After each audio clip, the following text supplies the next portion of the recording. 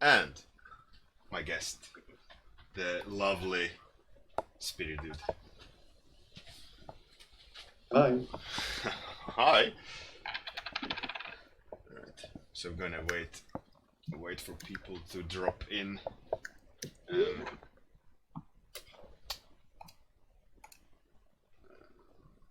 Let's see here. I should have fixed that, but I didn't. But that's what it is.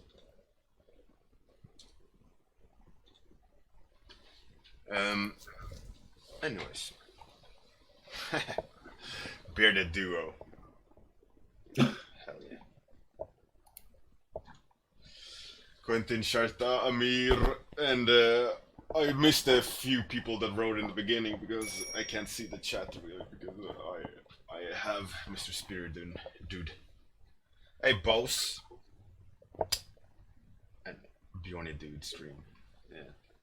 So in terms of topic, you guys might have seen, but I've been painting fan art for a podcast called Backwater Bastards with concept artists in the industry, and it's Evan Almondson who plays like a pigman of sorts, Daniel Matthews who plays a drunkard baron, Devin Platts as a gnome, I think.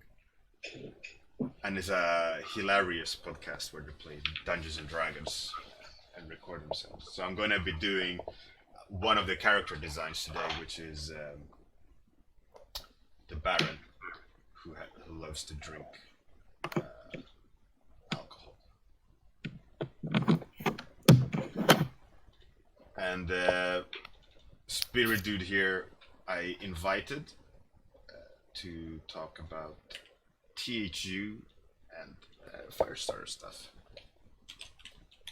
Welcome, Spirit Dude. Hey man, is the echo still going? They say we have an echo. I just plugged in my micro, so maybe it's gone now. It should be good now. It should be good. I can't hear it either. I heard it when I was talking, the echo. Okay. It's all good now. It's fixed. Fantastic. Fabulous beer dudes. Yeah. So, Spirit Dude, what's been happening in the world of Firestarter? Well, actually,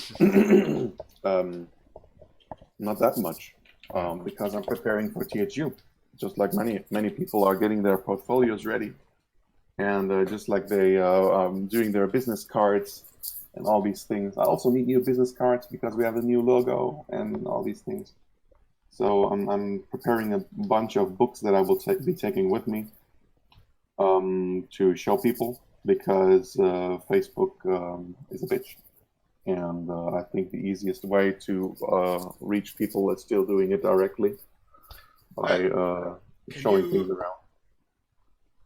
There's a really weird scratchy noise, like you're sketching. It might be, is it the microphone being picked up by your headset now? And your beard is scratching the microphone? Is it better? Move your head a bit. Yeah, that was it. That is hilarious. I was like, are you like etching on metal while talking? What's up?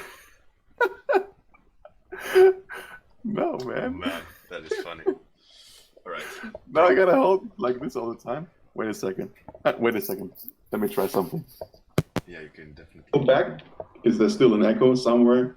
Anywhere? Did Bjorn say something? Yeah, you can hear me. You can hear yourself. So Yeah. it is that. Okay, then I have to do it like that. I gotta get a proper headset, man. You can reverse the loop behind your ear so the microphone hangs in front. Might help. Yeah, wait. I can do that. Wait a second. Wait. You mean like this? Yeah. Yeah, I got some pretty ears to do that. Ow. Or the other way. I mean, the microphone in front of the ear. You know what? It actually works like that. Yeah. I will just leave one out. It's okay. Yeah, the sound is good. It just picked up.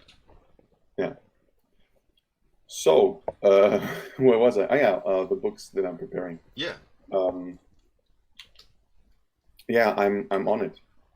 I'm actually on it. You know what I'm gonna do now? I'm gonna I'm gonna use my real microphone. You keep talking. I'll be back in a second. Yeah. So what I was, Bruno Romanos, you asked. Yeah, it's a baron in this podcast I'm listening to, which is called Backwater Bastards. They are on any kind of podcast platform.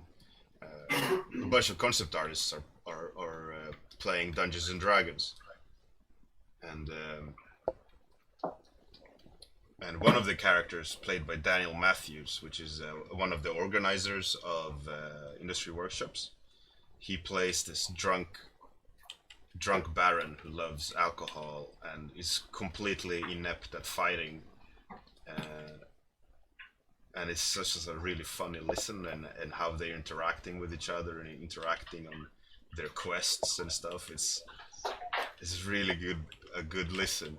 And I've done 2 pieces of fan art for it already, and I thought, let's paint the Baron today.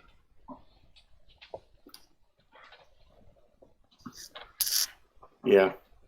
Hey, yeah, there we go. Dead toothbrush in the chat. He's Daniel. He's the Baron. So, are you plugging it in, Spiridon? I just found the cord. So yeah, that's great. So I'm just gonna explain the general principle of what I think the Baron looks like. And for me, in my head, the Baron looks like someone with bad hair in the 70s, but set in a fantasy world. Like he has like really weird haircut and is all fancy pants, but ugly. That's how I see the Baron. With a drunken nose. And I'm not sure about the face yet, but...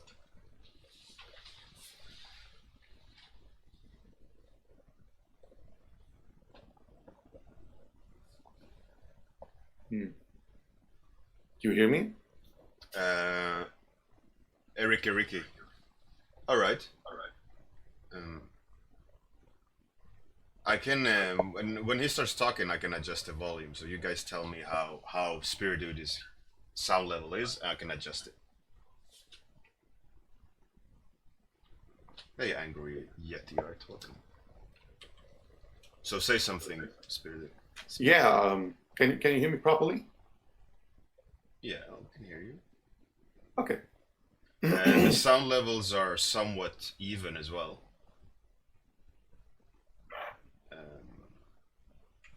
So it should be good. So books. Yeah, I have prepared. First of all, the art book of Aras Chanyar. I'm bringing. I'm sending for two. Like dummies that I'm getting ready. One will be.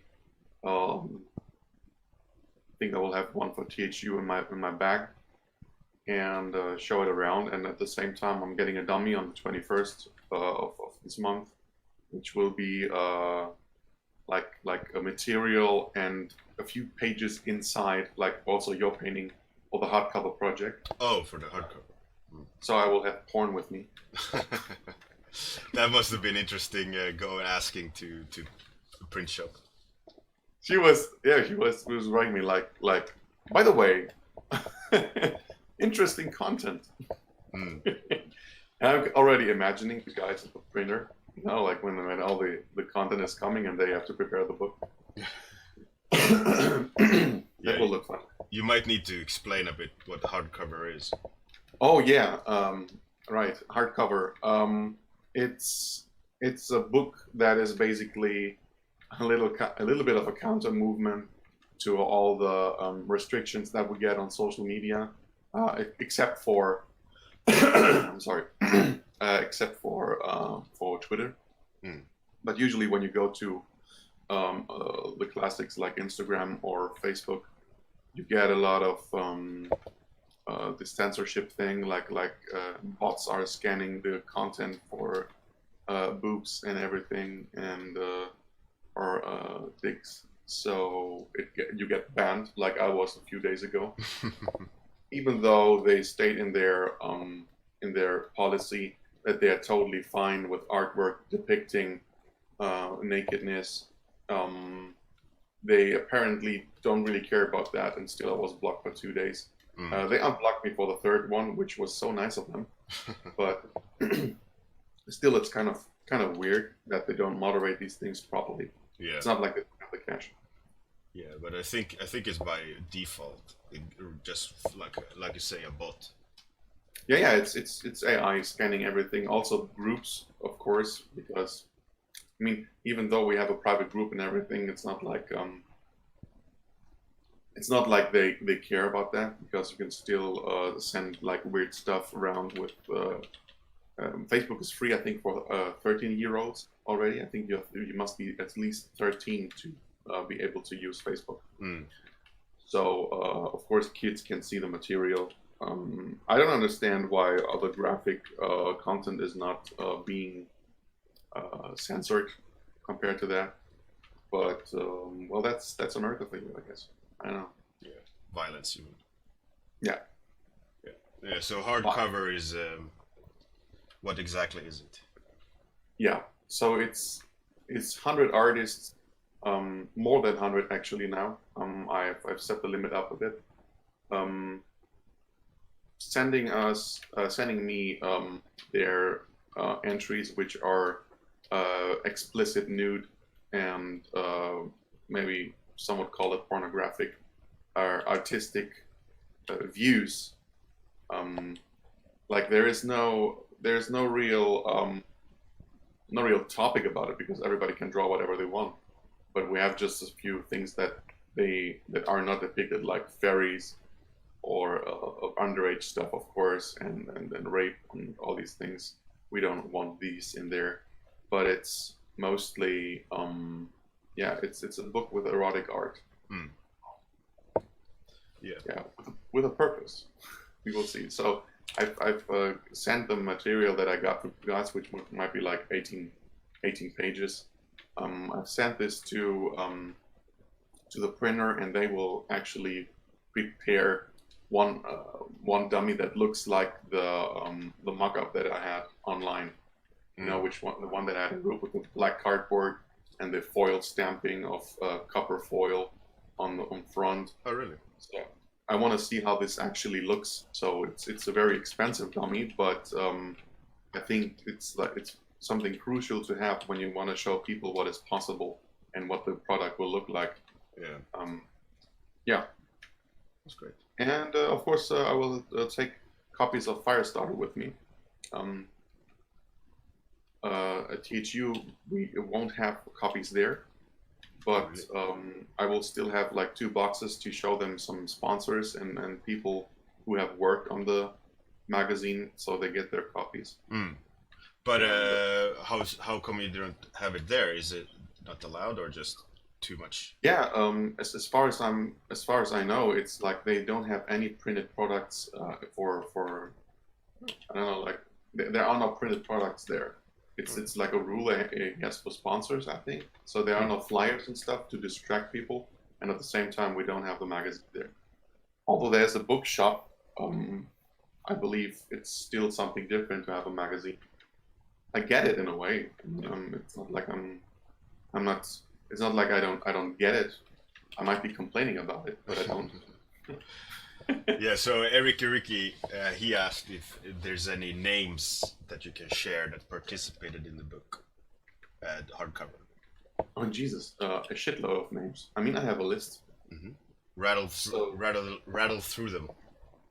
So we have 100 names. So Abigail Larson, Adam Darashevsky, Adrian Wilkins, Alex Branwin, Almo Redondo, Andrew Moore, Angie Polly Lovett, Anna Fair, Anton Oxenuk, Antonio De Luca, Ariel Vittori, Audrey Mitsuko, Iran Roberto, Bastien Grivet, Bastien Lecouf de Ham, Bjorn Hurri, Bogna Gavronska, Celia Boduk. Now I'm getting into some. I'm feeling like you, Bjorn, now, like messing up all these names. Yeah. Claudia Iannicello, Courtney James Howlett, Christian Kijaya, Christina Lavinia, Daniel Bolling Walsh, Daniela Uling, David Ardinarias Lojaya. Oh, I'm so good. Mm-hmm. Devon Katie Lee, Daniel Alexander Castillo, Diego Gisbert Llorenz. Is it right? I don't know. Dominic Gumbel, Dylan. Oh, Jesus Christ! I'm just gonna pick some names like Evan Mael Amundsen is there, and Necro. Gilles Ketting. What do you say? Necro. Necro is there. Jesus Christ, this piece is so good. Igor Alban Chevalier. Who else? Jama is there. Jama Yorabaev. Jana Schirmer. Joel Jurion. Some may know him. We have probably Carla Ortiz. We have I think Kim Jong-gi. Yeah, Carla contacted me and said she really liked how the project was proceeding, and she might have something until the deadline is there, but it's like a maybe, so we will see. That would be great. Yeah. Puppeteer Lee is there. Lorenzo Di Mauro, if you know him. We have Marek Madej. We have who else? Marta Nael. Lots of cool artists. I mean, there's hundreds of them. So, Mila, it's a book we're making called Hardcover, which is long story short, it's what artists are afraid to post on social media because they're banning or you get censored with like show nipples or sex or eroticism. So there's a lot of artists who usually don't show like the erotic side of them collected in a book. 100 artists, and of course some artists who do show them. Gangbang with all those nipples. Yeah. Yeah, the thing is how I find it scary because along the project I realized how they are programming the content that you wanna show. You know, like you don't even consider drawing naked people because you don't get any exposure from it. So people just don't. Yeah, which is fucked up. Yeah, it's very odd.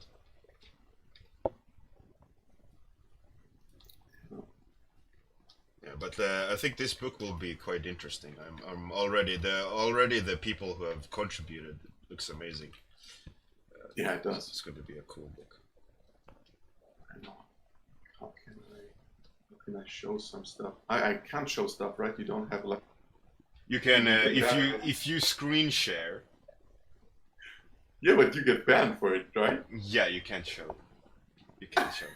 I will get banned. There you got another one. Yeah, you can't show nipples on stream or boobs. I can't show my nipples here? No. Don't. I got the best nipple. Yeah, I'm quite sure they're quite hairy as well. If you can see them, they're quite great, but I don't think you will be able to see them. They have a golden shine to them. Yeah. So, I think it will be a very successful book, by the way. I think so too. It's an interesting subject, like eroticism in artists that are usually not, showcasing that because the fact that it is censored. Yeah, and we all have sexual drive, right? We all think whatever we think is interesting doesn't necessarily mean that the other person does.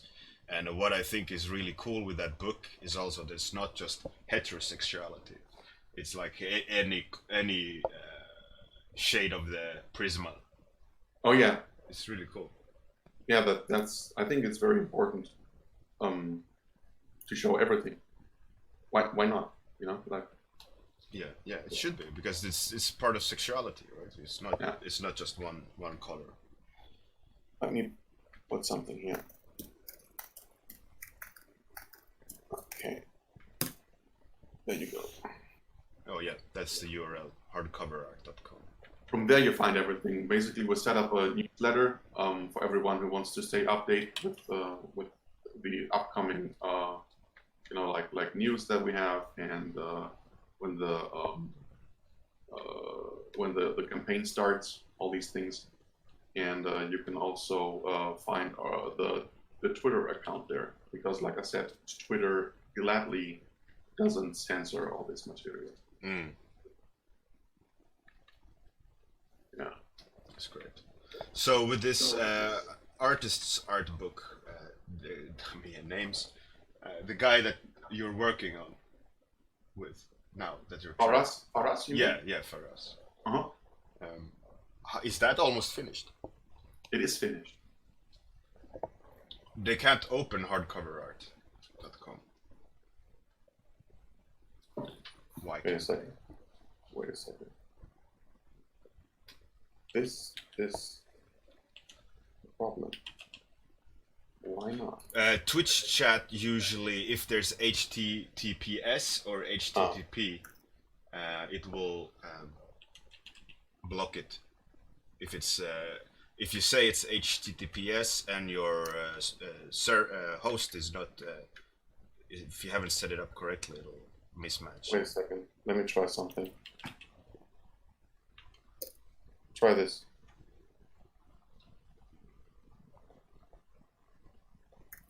This should work. Yeah, with your host provider, you should be able to set that up, Spiridon. Yeah. Which is like automatically forced HTTP. Yeah, it's my mistake. I basically set this up in an evening, like very fast. So there is something to go to, because the URL actually wasn't used for anything else than for the emails. Right. About for us, the book is finished. There are still a few details that we're figuring out, and I think along the way, he might have one or two pieces that he will add to. But the book is ready, and I'm bringing it with me. I had a dummy before, but it got stolen at the Weekend of Love. No. Like for real. Some kid stole it from my box. Well, at the actual place, so that is one of the person attending. It wasn't just people from that I brought with me, you know. So the castle was filled with I don't know, like 100 people or something. Oh shit. And I knew when I was at this room where we stayed, like the group room, you know, where we would be hanging out. I put a box in there that was full of Firestarter magazines, and on top I put the dummy. Like I just did one with like a soft cover, just to flip through, and I wanted to show it to a bunch of people. Right. And I heard that someone came in and again, and I heard like young people talking to each other. And at some point, I went out to get myself a popsicle, and I came back, and the book was gone. Like someone actually went in, opened the box, got the one on top with them, and left. And I have no idea who did it, because otherwise I would be ripping them to shreds. But yeah, you can't just walk around there and be like, someone stole something from me, and what are they supposed to do, you know? Yeah. Wouldn't be able to.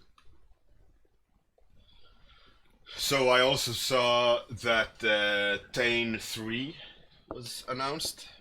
Yeah, I mean, that book is finished already, and we want to do it for November, the pre-order phase. Early November, so people can actually have it for Christmas. Right. Yeah. Cool. We're still figuring out how to do proper bundles, or maybe just not do it, because some people have book 1, some people have book 1 and 2, some only book 2. The other thing is that book 1 is pretty much sold out. Right. That's great. So when people want to get book 3 and have known that there is already 2 other volumes and want to buy it, we might have some problems there too. Yeah. So we gotta probably also run a pre-order for the first book, for the reprint. But we will see. Yeah. So it's finished. Oh yeah, it's finished. Evan asked me to contribute. Yeah, the guest art, of course, is not yet done, but his work.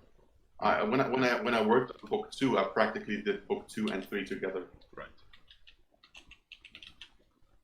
That's cool. That's good. It was important because I had to, for the first book, I just decided that it would be 160 pages because of costs and everything. And we did a Kickstarter campaign. So the second book, I had to divide into something that made sense, you know. So I had to estimate how many pages I had overall left. So I would be just cutting it in half.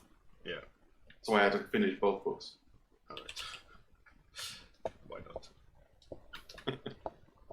So that's cool. Is there any guest artists announced for number 3? Oh yeah, there are actually quite a lot, but I don't remember.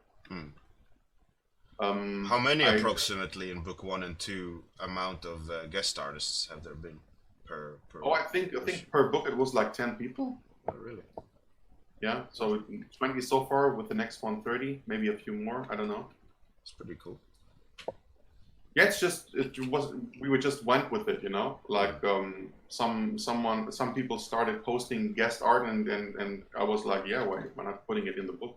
And we did, and then since then it became a thing. That's good. I think it's a cool thing to do. I was a part of the Last Man Standing book. Oh yeah, Dan Lovisi. Yeah, Dan Lovisi's, and he had a huge amount of guest art. I never saw the book.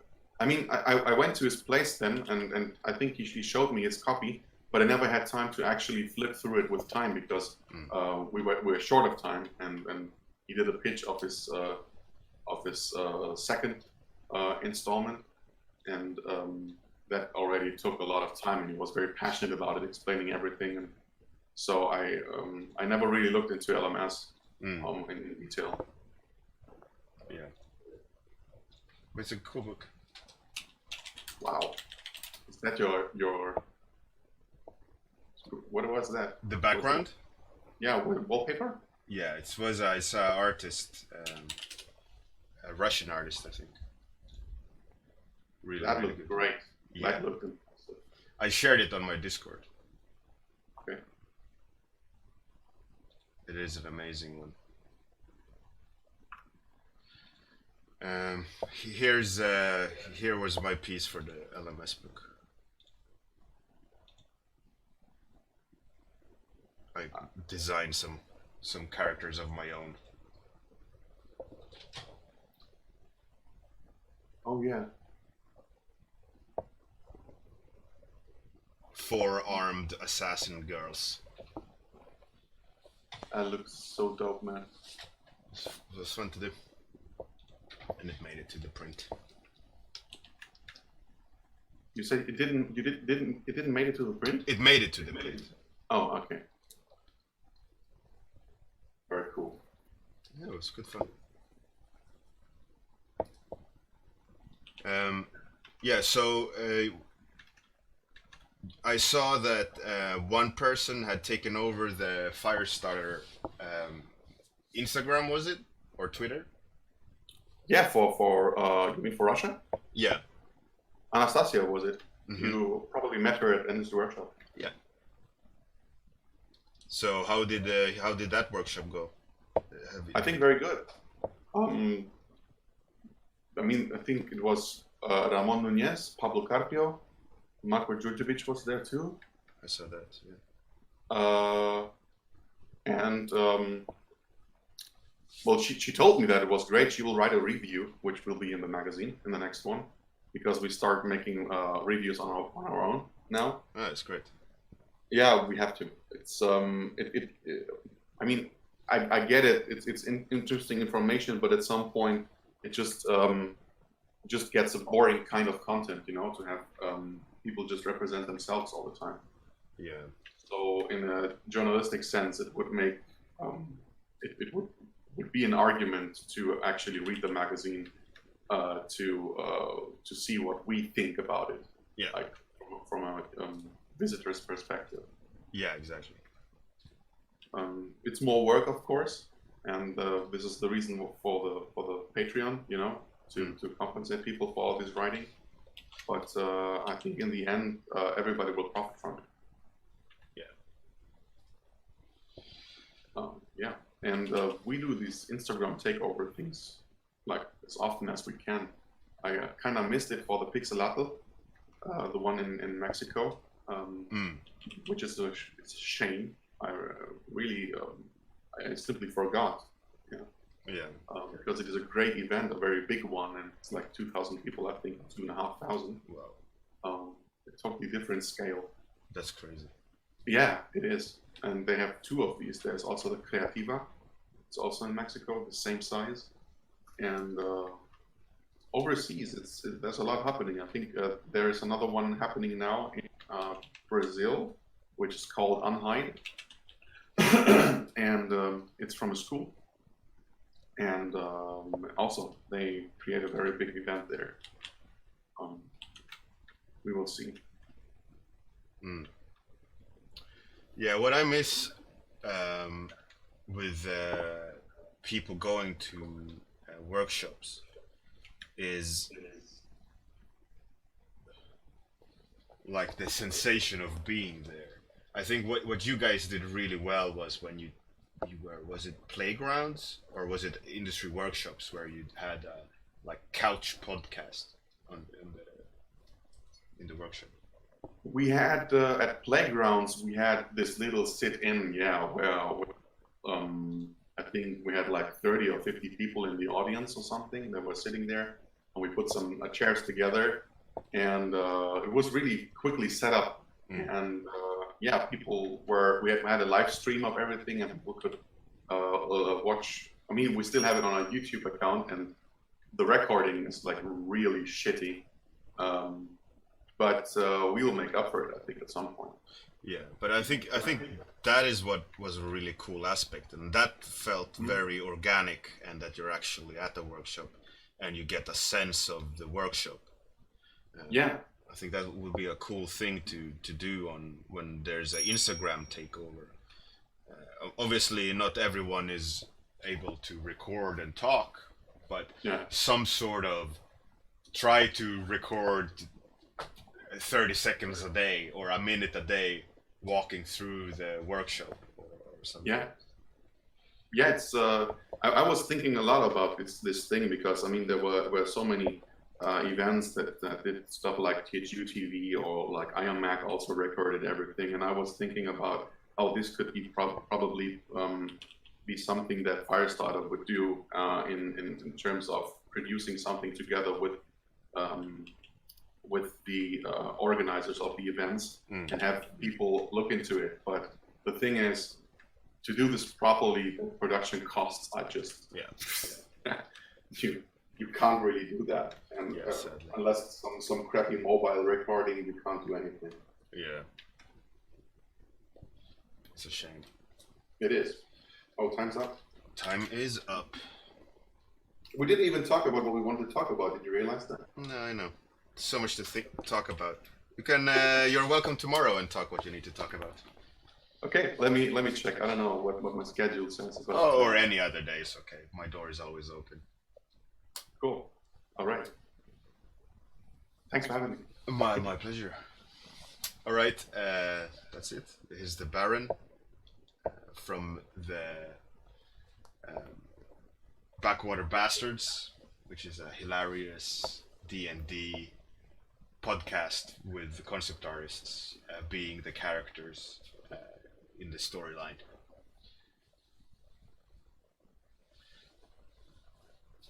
Yeah, Mila is right. We gotta put the finger on. That's holding the glass. You mean like a pinky out?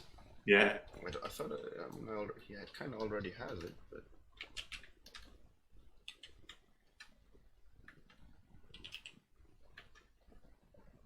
There you go.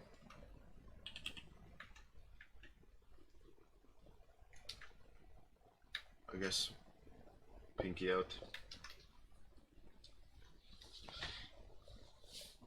Anyways, let's see who we can raid. Let's raid Christopher Kant.